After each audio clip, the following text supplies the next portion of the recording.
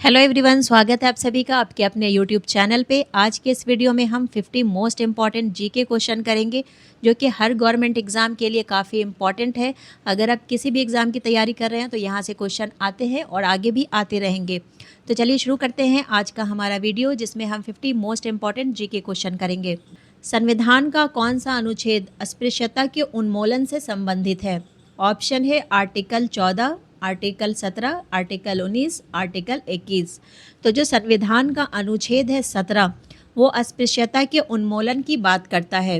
तो option B इसका सही आंसर हो जाएगा। ऑप्शन बी आर्टिकल 17 अस्पृश्यता उन्मूलन से संबंधित है। नेक्स्ट है, भारत राष्ट्र का प्रमुख कौन होता है? जो भारत देश है उसका प्रमुख कौन होता है, ये पूछ रहा है। ऑप्शन है प्रधानमंत्री, राष्ट्रपति, उपराष्ट्रपति या फिर मुख्य न्यायाधीश। तो जो भारत है उसका प्रमुख होता है राष्ट्रपति। तो ऑप्शन बी इसका सही आंसर होगा। प्रेसिडेंट जो होते हैं वो भारत के प्रमुख होते हैं। नेक्स्ट है, भारतीय संविधान की प्रारूप समिति का अध्यक्ष कौन था? तो यहाँ पे ऑप्शन दिए गए हैं जवाहरलाल नेहरू, डॉक्टर भीमराव अंबेडकर, सरदार पटेल, राजेंद्र प्रसाद। तो भारतीय संविधान की प्रारूप समिति थी, उसका जो अध्यक्ष बनाया गया था वो भीमराव अंबेडकर को बनाया गया था।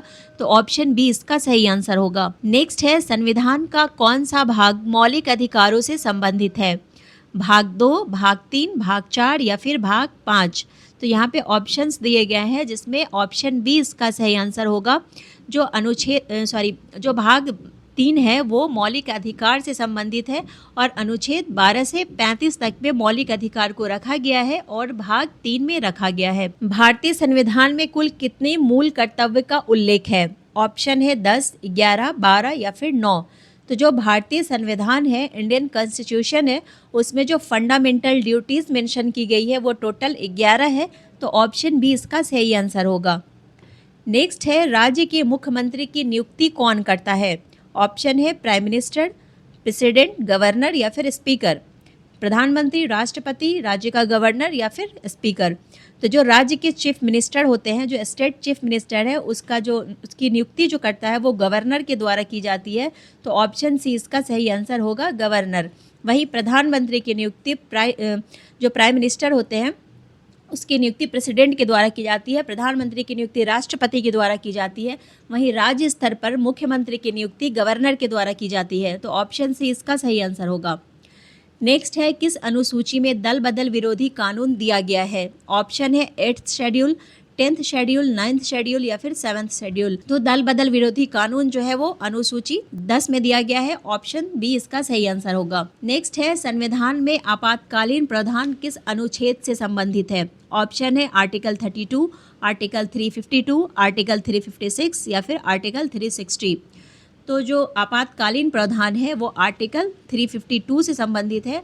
तो ऑप्शन बी इसका सही आंसर हो जाएगा। यहाँ पे एक चीज़ ध्यान देने वाली बात है, जो आर्टिकल 52 है वो भारत में आपातकालीन से संबंधित है और यह राष्ट्रीय आपात से संबंधित है। जो राष्ट्रीय आपात होते हैं ये उससे संबंधित है जो कुछ स्थिति में लगाए जाते हैं, जैसे युद्ध हो गया, बाहरी आक्रमण या फिर सशस्त्र विद्रोह। वहीं आर्टिकल 32 जो है ये संवैधानिक उपचार की बात करता है, ये फंडामेंटल राइट है।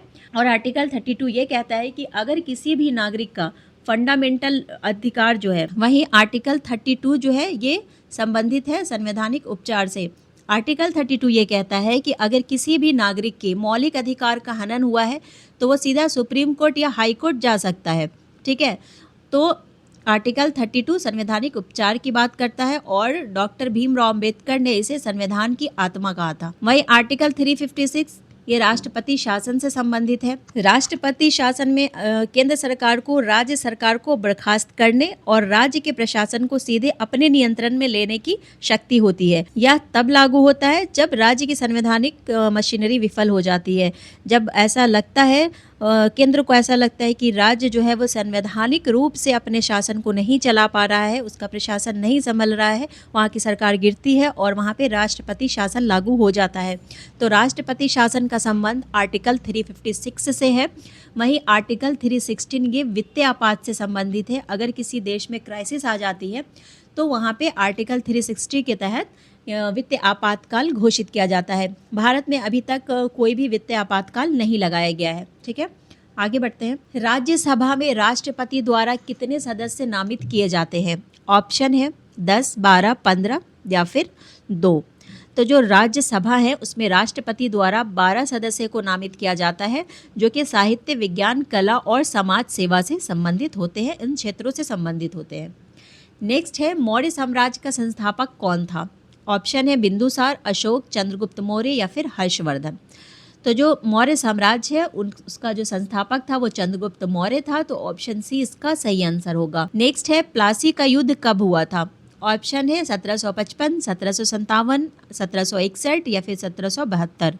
तो जो प्लासी का युद्ध हुआ था वो 23 जून 1757 में हुआ था, तो ऑप्शन बी इसका सही आंसर होगा। यह जो युद्ध है यह प्लासी में लड़ा गया था, जो वर्तमान में पश्चिम बंगाल में आता है। ठीक है, यह जो युद्ध है वो रॉबर्ट क्लाइव और सिराजुद्दौला के बीच में हुआ था, जिसमें सिराजुद्दौला की हार हो गई थी। तो ये युद्ध लड़ा गया था प्लासी में, जो वर्तमान बंगाल में है। नेक्स्ट है, डिस्कवरी ऑफ इंडिया पुस्तक किसने लिखी थी? ऑप्शन है जवाहरलाल नेहरू, BR अम्बेडकर, MK गांधी, सुभाष चंद्र बोस। तो जो डिस्कवरी ऑफ इंडिया पुस्तक है उसके लेखक जवाहरलाल नेहरू थे, तो ऑप्शन ए इसका सही आंसर होगा। नेक्स्ट है, भारत छोड़ो आंदोलन किस वर्ष शुरू हुआ था? ऑप्शन है 1940, 1942, 1946 या फिर 1930। तो जो भारत छोड़ो आंदोलन है वो 8 अगस्त 1942 को शुरू किया गया था, तो ऑप्शन बी इसका सही आंसर होगा। और गांधी जी ने इसी आंदोलन में करो या मरो का नारा दिया था। नेक्स्ट है, भारत का लौह पुरुष किसे कहा जाता है? ऑप्शन है भगत सिंह, नेहरू, सरदार वल्लभ भाई पटेल या फिर राजगोपालाचारी। तो जो भारत का लौह पुरुष है वो सरदार पटेल को कहा जाता है, तो ऑप्शन सी इसका सही आंसर होगा। नेक्स्ट है, जलियांवाला बाग हत्याकांड किस वर्ष हुआ था?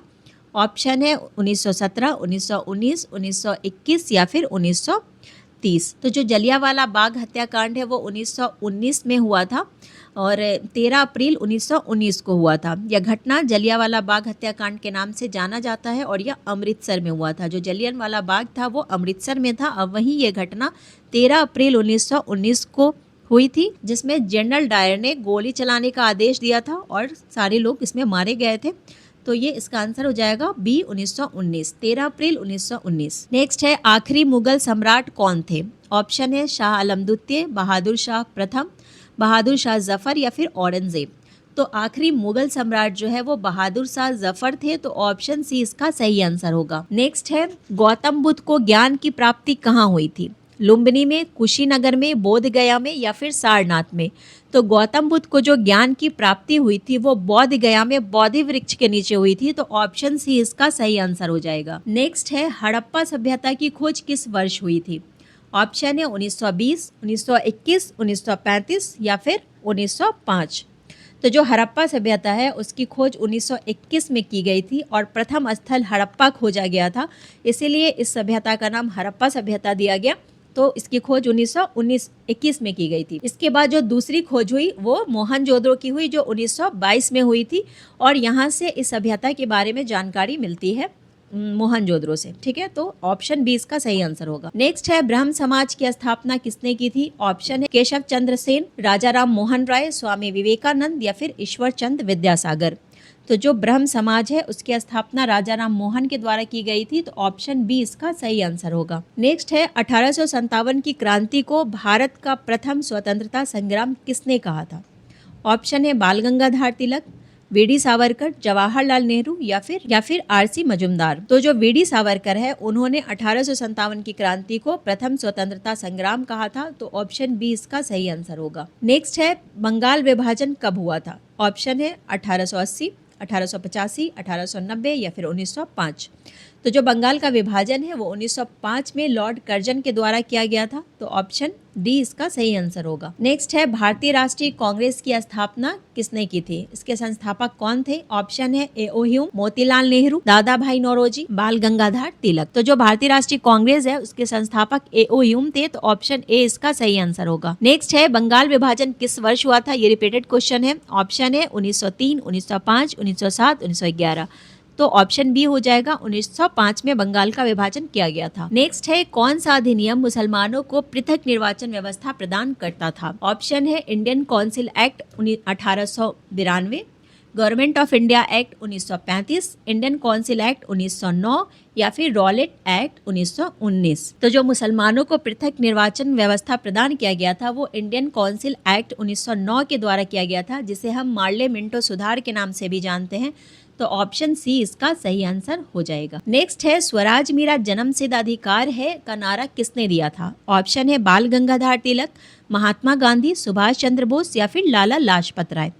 तो स्वराज मेरा जन्मसिद्ध अधिकार है और मैं इसे लेकर रहूंगा, ये नारा दिया था बाल गंगाधर तिलक ने। तो ऑप्शन ए इसका सही आंसर होगा। नेक्स्ट है गांधी जी ने दांडी मार्च कब शुरू किया था? ऑप्शन है 1929, 1930, 1931 या फिर 1942। तो गांधी जी ने साबरमती आश्रम से दांडी मार्च शुरू किया था 1931 में। तो ऑप्शन सी इसका सही आंसर होगा। नेक्स्ट है सुभाष चंद्र बोस ने कौन सा नारा दिया था? जय हिंद का, give me blood I will give you freedom, तुम मुझे खून दो मैं तुम्हें आज़ादी दूंगा, वंदे मातरम या फिर डू और डाई, करो या मरो। तो जो सुभाष चंद्र बोस थे उन्होंने नारा दिया था give me blood I will give you freedom, तुम मुझे खून दो मैं तुम्हें आज़ादी दूंगा। ऑप्शन बी इसका सही आंसर होगा। नेक्स्ट है गांधी इरविन समझौता कब हुआ था? ऑप्शन है 1929, 1931, 1933 या फिर 1940। तो जो गांधी इरविन पैक्ट हुआ था वो 1931 में हुआ था। तो ऑप्शन बी इसका सही आंसर होगा। नेक्स्ट है 1929 में भारतीय राष्ट्रीय कांग्रेस के लाहौर अधिवेशन की अध्यक्षता किसने की थी? ऑप्शन है गांधी, जवाहरलाल नेहरू, मोतीलाल नेहरू या फिर सरदार पटेल। तो 1929 में जो भारतीय राष्ट्रीय कांग्रेस का लाहौर अधिवेशन हुआ था उसके अध्यक्ष जवाहरलाल नेहरू बनाए गए थे। तो ऑप्शन बी इसका सही आंसर होगा। नेक्स्ट है पूर्ण स्वराज की घोषणा किस अधिवेशन में हुई थी? ऑप्शन है लाहौर अधिवेशन 1929, कलकत्ता अधिवेशन 1928, बॉम्बे अधिवेशन 1930 या फिर कराची अधिवेशन 1931। तो ऑप्शन ए इसका सही हो जाएगा। लाहौर अधिवेशन 1929 में पूर्ण स्वराज की बात की गई थी। नेक्स्ट है बल का एसआई मात्रक क्या है? तो बल का एसआई मात्रक न्यूटन होगा। तो ऑप्शन बी इसका सही आंसर हो जाएगा। जो बल है उसका एसआई मात्रक न्यूटन होता है। नेक्स्ट है पृथ्वी पर गुरुत्वाकर्षण के कारण त्वरण कितना होता है? ऑप्शन है 8.9 मीटर पर सेकेंड स्क्वायर, 9.8 मीटर पर सेकेंड स्क्वायर, 10.5 मीटर पर सेकेंड स्क्वायर या फिर 12.2 मीटर पर सेकेंड स्क्वायर। तो इसका आंसर हो जाएगा ऑप्शन बी 9.8 मीटर पर सेकेंड स्क्वायर। ये जो गुरुत्वाकर्षण है इसे हम जी से दर्शाते हैं, ग्रेविटी, इसको जी से दर्शाया जाता है। पृथ्वी की ओर गिरते हुए वस्तु की गति हर सेकेंड 9.8 मीटर पर सेकेंड से बढ़ती है। जो पृथ्वी पर वस्तु गिरती है वो जो गति करती है, उसकी जो गति होती है वो हर सेकंड में 9.8 मीटर पर सेकंड से बढ़ती है। ठीक है, आगे बढ़ते हैं। गुरुत्वाकर्षण का नियम किसने खोजा था? ऑप्शन है आइंस्टीन ने, गैलीलियो ने, न्यूटन ने या फिर मैक्सवेल ने। तो गुरुत्वाकर्षण की खोज न्यूटन ने की थी। तो ऑप्शन सी इसका सही आंसर हो जाएगा। नेक्स्ट है वायुमंडलीय दबाव मापने के लिए कौन सा यंत्र उपयोग होता है? ऑप्शन है बैरोमीटर, थर्मामीटर, हाइग्रोमीटर या फिर अल्टीमीटर। तो जो वायुमंडलीय दाब है उसको बैरोमीटर से नापा जाता है। ऑप्शन ए इसका सही आंसर हो जाएगा। नेक्स्ट क्वेश्चन है ध्वनि किस माध्यम में यात्रा नहीं कर सकती? ऑप्शन है सॉलिड, लिक्विड, गैस या वैक्यूम, ठोस, द्रव, गैस या फिर निर्वात। तो जो ध्वनि होती है वो निर्वात के माध्यम से यात्रा नहीं करती, वैक्यूम के माध्यम से नहीं करती। तो ऑप्शन डी इसका सही आंसर हो जाएगा। ध्वनि जो है वो निर्वात के माध्यम से यात्रा नहीं करती। इसका कारण यह है कि ध्वनि है वो एक यांत्रिक तरंग है जिसे फैलने के लिए माध्यम की आवश्यकता होती है, जैसे ठोस, द्रव और गैस की आवश्यकता होती है। ठीक है, इसलिए वो हवा, पानी और ठोस में चलती है लेकिन निर्वात में नहीं चलती है। ठीक है, तो वैक्यूम में नहीं चलेगी, निर्वात में नहीं चलेगी। नेक्स्ट क्वेश्चन है निर्वात में प्रकाश की गति कितनी होती है? ऑप्शन है 2.8 इंटू 10 पे पावर 8 मीटर पर सेकेंड, 3 इंटू 10 पे पावर 8 मीटर पर सेकेंड, 3.5 इंटू 10 पे पावर 8 मीटर पर सेकेंड, 2 इंटू 10 पे पावर 8 मीटर पर सेकेंड। तो इसका आंसर हो जाएगा ऑप्शन बी 3 इंटू 10 पे पावर 8 मीटर पर सेकेंड। नेक्स्ट है वॉशिंग मशीन का कार्य सिद्धांत क्या है? ऑप्शन है अभिकेंद्रीय बल, अपकेंद्रीय बल, गुरुत्वाकर्षण बल या फिर पृष्ठ तनाव। तो वॉशिंग मशीन का जो कार्य सिद्धांत है वो अपकेंद्रीय बल है। तो ऑप्शन बी इसका सही आंसर हो जाएगा। वॉशिंग मशीन अपकेंद्रीय बल के सिद्धांत पे कार्य करती है। नेक्स्ट है विद्युत धारा की इकाई क्या है? ऑप्शन है वोल्ट, वाट, एम्पियर या फिर ओम। तो विद्युत धारा की जो इकाई है वो है एम्पियर, तो ऑप्शन सी इसका सही आंसर होगा। इसे ए से इंडिकेट करते हैं। नेक्स्ट है वाहनों में रियर व्यू मिरर के रूप में कौन सा दर्पण उपयोग किया जाता है। ऑप्शन है अवतल दर्पण, उत्तल दर्पण, समतल उत्तल लेंस या फिर बेलनाकार लेंस। तो जो गाड़ी का साइड मिरर होता है उसमें उत्तल दर्पण का उपयोग किया जाता है, तो ऑप्शन बी इसका सही आंसर हो जाएगा। नेक्स्ट क्वेश्चन है किसी चालक का प्रतिरोध किस पर निर्भर करता है। ऑप्शन है लेंथ, एरिया, मटेरियल या फिर ऑल ऑफ द एबव, इनमें से सभी। तो इसका आंसर हो जाएगा option D, all of the above. इनमें से सभी जो है ये इस पर निर्भर करता है। लंबाई, क्षेत्रफल और पदार्थ, ये तीनों पे ये क्या है, निर्भर करता है। अगर हम लंबाई की बात करें, चालक की लंबाई की बात करें, तो किसी चालक का प्रतिरोध उसकी लंबाई के समानुपाती होता है। इसका अर्थ यह है कि तार जितना लंबा होगा उसका प्रतिरोध उतना ही अधिक होगा। चालक की लंबाई जितनी होगी उसका प्रतिरोध भी उतना ही ज़्यादा होगा। अगर हम चालक के क्षेत्रफल की बात करें तो प्रतिरोध चालक की मोटाई के व्युत्क्रमानुपाती होता है। अगर चालक जितना मोटा होगा उसका प्रतिरोध उतना ही कम होगा, इसलिए मोटे तार में करंट आसानी से बहता है। अगर हम पदार्थ की बात करें तो अलग अलग पदार्थों का प्रतिरोध अलग अलग होता है या पदार्थ की प्रतिरोधकता पर निर्भर करता है। जैसे उदाहरण से हम समझते हैं कि चांदी और तांबे का प्रतिरोध बहुत कम होता है, जबकि लोहे का प्रतिरोध उसकी तुलना में अधिक होता है। तो ये सभी पे निर्भर करती है, तो ऑप्शन डी इसका सही आंसर होगा। नेक्स्ट है श्वेत रक्त कोशिकाओं का कार्य क्या है। जो व्हाइट ब्लड सेल है उसका क्या काम होता है, क्या फंक्शन है उसका। ऑप्शन है ऑक्सीजन परिवहन, संक्रमण से लड़ना, रक्त का थक्का बनाना या फिर ऊर्जा उत्पादन। तो जो व्हाइट ब्लड सेल है उसका काम होता है संक्रमण से लड़ना, फाइटिंग इन्फेक्शन, तो ऑप्शन बी इसका सही आंसर होगा। नेक्स्ट है अनुवांशिकी का जनक कौन माने जाते हैं। ऑप्शन है Charles Darwin, Louis Pasteur, Gregor Mendel या फिर वाटसन। तो अनुवांशिकी का जनक ग्रेगर मेंडल को माना जाता है, तो ऑप्शन सी इसका सही आंसर होगा। नेक्स्ट है एक मानव कोशिका में कितने गुणसूत्र होते हैं। ऑप्शन है 42, 46, 44 या फिर 48। तो एक मानव कोशिका में 23 जोड़े होते हैं जिसमें 46 गुणसूत्र होते हैं। ऑप्शन बी इसका सही आंसर होगा। नेक्स्ट है पौधों में भोजन का संचरण किस ऊतक के द्वारा होता है। ऑप्शन है जाइलम, फ्लोएम, मेरिस्टेम या फिर कोलेन काइमा। तो इसका आंसर हो जाएगा ऑप्शन बी, फ्लोएम। ये फ्लोएम क्या करता है, यह पत्तियों में बने भोजन को पौधों के अन्य सभी हिस्सों जैसे जड़, तना, फल आदि तक पहुंचाता है। यह प्रक्रिया स्थानांतरण कहलाती है और यह क्रिया ऊपर और नीचे दोनों दिशाओं में होती है। तो ऑप्शन बी इसका सही आंसर होगा। नेक्स्ट है मनुष्य में सामान्य रक्तचाप कितना होता है। ऑप्शन है 130/90 mmHg, 120/80 mmHg, 110/70 mmHg, 140/90 mmHg।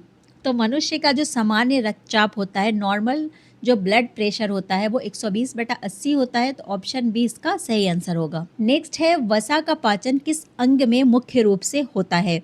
Option है अमाशय, यकृत, लघु आंत्र जिसे हम छोटी आंत कहते हैं, स्मॉल इंटेस्टाइन या फिर बड़ी आंत। तो जो वसा है उसका पाचन स्मॉल इंटेस्टाइन में होता है, तो ऑप्शन सी इसका सही आंसर होगा। वसा के पाचन में क्या होता है कि यकृत से निकलने वाला जो पित्त रस है वो छोटी आंत में पहुंचता है और वसा के टुकड़ों को छोटे छोटे कणों में तोड़ देता है और इस प्रक्रिया को इमल्सीकरण कहते हैं। उसके बाद क्या होता है, इसके बाद अग्नाशय से निकलने वाला लाइपेज एंजाइम इन छोटे कणों को, जो वसा के कण होते हैं, उसको तोड़कर उन्हें फैटी एसिड और ग्लिसरॉल में बदल देता है, जिसे हमारा शरीर आसानी से अवशोषित कर लेता है।